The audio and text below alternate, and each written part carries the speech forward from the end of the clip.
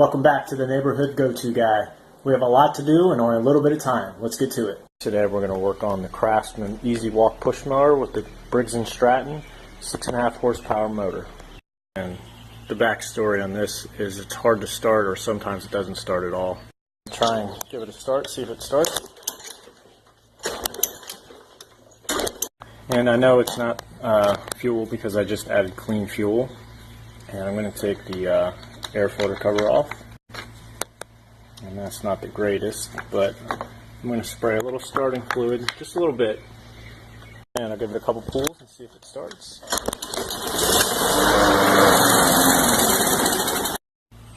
Okay, and as you saw on the first pull, it fired right up. So that's telling me it's not getting fuel. And because it did not keep running and it stalled out, that tells me that it's not the air filter. But it doesn't mean it can't be replaced. So to get access to the carburetor, I'm going to pull these 3 bolts out. And once you loosen the bolts, you can pull the cover off and disconnect down here at the vent tube. And disconnect the fuel line to the carburetor. We'll take the clamp back, pry back the tube, and drain that into something. And what I do is get a pair of lineman pliers just to squeeze the clamp. And pull that back onto the fuel hose. And then I like to spray just a little bit of WD-40 on there, and that kind of makes it slide just a little bit easier off. And I use a flathead screwdriver. And I'm going to disconnect the other side also. That way I can inspect the fuel line to see if there's any cracks or leaks. This line is fairly new and there's no cracks or leaks. And next we're going to disconnect this 6mm bolt here. And then there's 2 10mm bolts down here on the carburetor itself. And it's hard to pick up, but there's one on each side, and we'll break those loose now. You can leave this bolt in, and you won't have to disconnect this linkage here. But if you drop this carburetor down, there's one link in the back,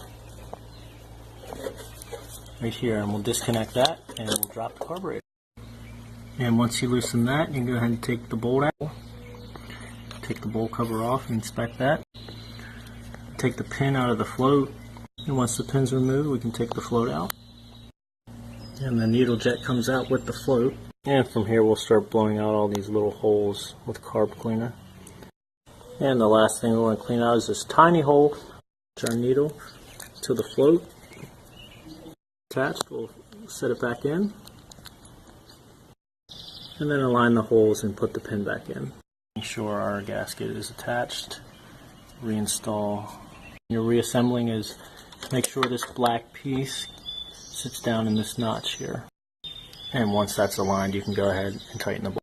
Once we do that, we'll attach our 2 10mm bolts, one here and one I left out. Just attach our fuel line, reattach our vent tube and the cover, and then put our 3 bolts back in. And then we'll add our air filter and cover. And then we'll go ahead and add fresh fuel. And if we did everything right, it should fire right up.